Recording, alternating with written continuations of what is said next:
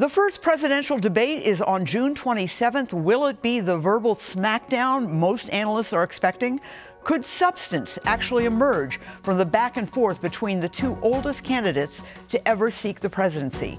And why does it seem like "let's get ready to rumble" sounds about right? Now, this is Talking Points on CBS News Minnesota. Good evening and welcome to Talking Points. A few things to note about this debate hosted by CNN. Both candidates agreed to the ground rules, which include no audience and mute buttons for each candidate to cut down on the interruptions that brought some parts of the 2020 debates to a halt. The election is just over 4 months away. Early voting starts in some states, including Minnesota, in just 3 months. Polling shows the race is very close, but with former President Trump holding a lead in most national polls, and even more importantly, in all the key swing states. Tonight, you will hear from political analyst, Democratic analysts Abou Amara and Amy Koch for the Republicans. But let's start with political scientist and Humphrey School professor Larry Jacobs. Well, joining us right now is Professor Larry Jacobs. How big are the stakes at this debate? How big a deal is this? This is a huge moment in the presidential election. We're going to see the largest audience of the presidential election season, 84 million in 2020. It could be larger. Plus, this is a toss-up election with the states of Minnesota, Wisconsin, Michigan, and Pennsylvania, all within range of both candidates, and a slew of other states quite close. If the debates have any impact at all, it could tilt the outcome. All right. I want to get to those key states, including Minnesota and Wisconsin, in just a bit. But we were talking earlier, and there's been some things written about the fact that Democrats are scared to look. You're scared about what might happen in this debate. But you had a point that Republicans are also scared about what could happen in this debate. Can talk about that? Debates are highly scripted events. The candidates go behind closed doors for weeks to plan them. You've got pollsters and so forth. With Donald Trump, there is no scripting this guy. And in the past, we know that he's gone off script. So a lot of Republicans just don't know what's going to come out of his mouth. They're worried about it because of some of the things he's been saying. You know, one of the things, he certainly did that in one of the last debates in 2020. He interrupted Joe Biden so many times that Joe Biden finally said, "Hey, can I talk?" This time, they're going to be muting the candidates when they're not speaking. I don't remember that being part of the ground rules in other debates. What kind of impact do you think that's going to have? I think it's going to have a big impact. The entire format is very different. It's the earliest presidential debate we've ever had, usually September, October, not June. Plus, you've got these rules have been set up, no audience, the mics are going to be blanked out. There are some people in the Republican circles who think Donald Trump should not have agreed to these rules, that are too confining and that the moderators may not be fair to him. All right. The no audience, what do you think the impact is there? Because Donald Trump loves an audience. You know, this is another one of those rules that Republicans think favor Joe Biden, who has struggled sometimes to interact with a live audience and doesn't seem at ease. Whereas with Donald Trump, this is his natural environment. He just loves to be in front of people and really seems to thrive. It's kind of like, you know, I remember going back to school where there was always that person that never studied for the test, never studied. And here you are cramming. And sometimes it was that person who didn't study that came out better. Well, in this case, there are some very basic strategies at play. Donald Trump is going into this debate wanting to deliver the message that the country needs change, that immigration is out of control, that inflation is out of control, the economy is not as strong as under him, which is factually probably not true. But those are going to be the messages that Donald Trump will deliver. Whereas Joe Biden is going to counter and say, careful, there's a risk to change with Donald Trump. And he's going to mention the recent felony convictions. I think he's also going to come back to some of the chaos during the Trump presidency. So both of them are to come in with some strategies. The question is, will they be able to follow the scripts? Joe Biden's probably more comfortable with that. Donald Trump, we've just seen in the past, you just don't know what's going to come out of his mouth. Right. Talked about gaffes. Both of these candidates are prone to gaffes. I think most people will agree with that. For me, when I look back at past debates, it's the gaffes, the mistakes, the awkward moments that I remember the most, that I think most people remember the most. What impact could some kind of mistake or some kind of awkward moment have? It could be big. And again, this is a toss-up election. So the impact doesn't have to be huge. But, there have been some videos online, perhaps unfair, showing President Biden as confused and maybe not in total control.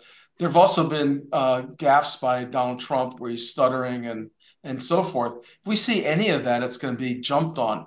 We know that age is going to be a big issue in the coverage. And polls tell us that it's a real concern of voters, particularly with Joe Biden, but actually with both candidates. In terms of the outcome of the debate, this is June, obviously. It's a long way until the election. There is one other debate scheduled in September, very unusual schedule in terms of presidential debates. Will people just forget this one, or will, if there's enough of a mistake or a shining moment, will it carry through?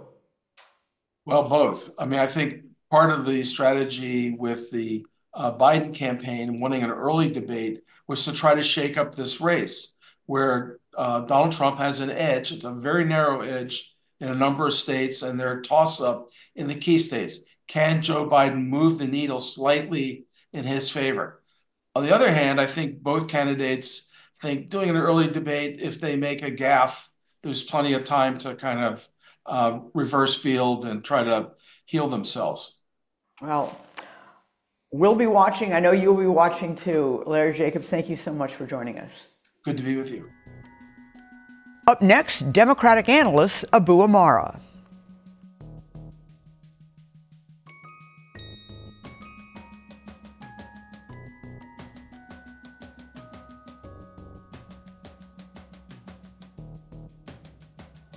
All right, well, joining us right now is Abou Amara, Democratic analyst. Abou, thanks so much for coming on. Thanks for having me, Esme. How big are the stakes in this debate? Yeah, this debate's going to be huge. Both candidates have deficits or perceived deficits with the American people, and this is going to be that first opportunity to draw the contrast. And so if you're Joe Biden, you got to make sure you're strong, you're assertive, you're alert, because you don't want folks pushing back and saying, you know what, you're really out of touch, maybe you're too old. And in the case of Donald Trump, he's got to make sure that he doesn't seem unhinged, that he comes across as a guy who's serious, who's thoughtful, and who wants to be president once again. All right. You mentioned unhinged. I've been talking to voters. One of the voters that I talked to in North Minneapolis the other day mentioned that for all of Trump's bluster, he likes it because he thinks that, in other words, he likes Trump sometimes sounding unhinged because it sounds real. Your thoughts on that? I mean, obviously, Trump supporters like that.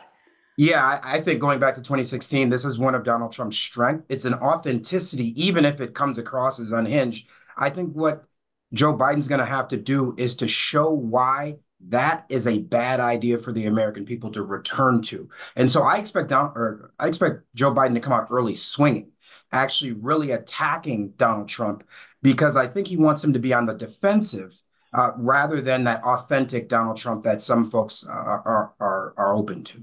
Who's up for grabs? Are there independents out there? Yeah, I think this is really a stop the bleeding debate. And what I mean by that is if you're Joe Biden, you have to show your base that you've got the strength, you've got the energy, you've got the fortitude. And if he comes out and stumbles, it's going to reinforce some narratives about whether he, in fact, should be the nominee or whether he's up for another 4 years. And in the case of Donald Trump, I think it's kind of the flip side of that. You know, someone with convictions, he's been convicted of crimes. Is he ready to be president? Do Americans want to go back to that? So both sides, I think, really have to strengthen their base so that they go into the fall with some momentum and with a unified party. You know, Donald Trump has been convicted, but it seems like his poll numbers keep going up. I mean, I don't know if it's, do you think it's people who've had trouble? I mean, everybody's had trouble, whether it's the IRS, minor trouble or whatever, or issues with the government at some point. Is that what it is? I mean, the conviction does not seem to have hurt him. Yeah, I think it's too early for the polling to actually reflect that. I think if we're in the political bubble. If you go to the average, American who's working every day, who's focused on putting food on their table, they're not following the day-to-day of what he was convicted of, and he was charged with this, and they're not following that inside baseball. I think as we get closer to the election, that information is going to crystallize for voters. And so this is the first step along that path. And so I think that's the impact that it may have. Going back to the debate, I sort of look at debates as saying, well, maybe you can't win the election or win more support during a debate. Maybe you can just hold what you've got, but you can certainly lose it. Would you agree with that? I completely agree. That's what I meant earlier by the stop the bleeding. This is the first step for each side to make sure that they show their base. I'm ready to be the nominee, and that the base consolidates behind them. And so I completely agree with that assessment. I don't think anyone's going to be surprised by what Joe Biden says or by what Donald Trump says. But people may be surprised if there's a gaffe or a mistake that could hurt one of those campaigns going into the fall. Because it's amazing going back, decades, because I've been around for decades, the gaffes really stand out, and they're as simple as George H.W. Bush looking at his watch, or Al Gore sighing, or even for some people, some independents, Trump sort of circling Hillary Clinton.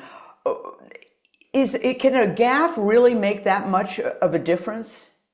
So gaffes in October make a huge difference. I think here we're dealing with a debate in late June. And so I think this actually benefits Joe Biden. If there happens to be a gaffe, which I don't anticipate, but if there's a gaffe with Joe Biden, he has months to recover. Whereas if that gaffe were to happen as an October surprise, that may, be front and center for the American people. And so gaffes hurt, but obviously there's going to be more time here to recover from any gaffes. Right. The other debate, September 10th, which is still a ways out from the November election. Normally they're later in October. Do you think that helps Biden too? I think yes, is a short answer. And part of it is that is when early voting is actually going to start to begin in many states across the country. And including Minnesota. Including in Minnesota. And so I think that debate's really going to crystallize things for voters. And so I think this should be thought of as kind of a preseason game, if you will. Both sides are going to go through the exercise, figure out what works, what doesn't work, but that September debate is going to be huge. How about Minnesota? The polls look like they are closing. You've got even one poll that shows a tie. This is Minnesota. We haven't voted for a Republican since 1972. Trump is going to invest more in the state. He's opening up 8 offices, apparently, according to CBS News. What is going on? I mean, if he wins Minnesota, I would think he'd probably be on his way to winning the presidency. Yeah, I think the polling in Minnesota is close. But if you look at 2016 and 2020, it was close. But ultimately, in the end, Democrats were able to win. I think Donald Trump is spending a lot of money in the state because the Democratic Party in Minnesota has very strong infrastructure on the ground, but statewide. Whereas the Republican Party in Minnesota doesn't have as much resources or infrastructure. And so Donald Trump is really going to bring money into the state in hopes that he can try to equal that up between the Democratic Party in Minnesota to have a shot. Because with the infrastructure right now in the Minnesota Republican Party, he cannot win in November. But if he spends millions of dollars to try to create that infrastructure, it is plausible that he could win in Minnesota. But the millions spent in Minnesota means millions not spent in Wisconsin, Michigan, or Pennsylvania. One final quick question. The mute button. I don't remember from the outset the rules of the debate saying that when one person is not speaking, in other words, former President Trump is answering a question, Joe Biden will be muted. Has that ever happened before? Because that certainly will change the dynamic, especially with former President Trump, who interrupts a lot. Yeah, I can't recall a time a candidate for any office has ever had to be muted, in part because you would think that voters, if they heard a candidate kind of just spilling on, that they would think less of them. But that's not the case in the world we're in today. We're in a Donald Trump world. And so I think this actually helps Donald Trump. And I think the reason is because if he was to go on and interrupt Joe Biden, folks would Which he did in one of the last debates 4 years ago. Exactly, which he did during the 2020 election. If he were to do that again, I think people would be turned off. But by muting Donald Trump, it may actually muzzle him and make him seem more palatable to the American public. And so I think look for things like that, not just what's being said in the debate, but the actual perception of how did it come across. I think that's going to be an important consideration. All right, Abou Amara, thank you so much. Always a pleasure. Thanks for having me, Esme. Coming up, the GOP side from Republican analyst Amy Koch. Well, joining us right now is Republican analyst Amy Koch. Thanks so much for coming on. Yeah, thanks for having me. All right. What's at stake here in this upcoming debate? I mean, there is a lot at stake, Esme. The latest polls have them in an absolute dead heat. 45-45, dead heat going into this. Even in Minnesota, the recent poll had them at an absolute 50-50 split, or well, not whatever, like 45-45. They had them at a dead heat in Minnesota. Now, a similar poll a week or so ago had them like 3 points up or 6 points up for Biden.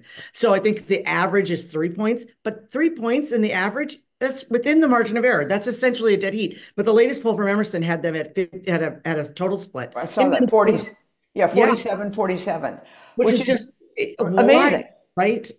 There's 5 points that separates them in Georgia, which should be a lock for Republicans. But there's also Trump is leading by double digits in states that he like Nevada and Arizona, which should be toss-up states. Wisconsin's got like a 2 or 3 point difference between. I think Trump's leading by a couple points.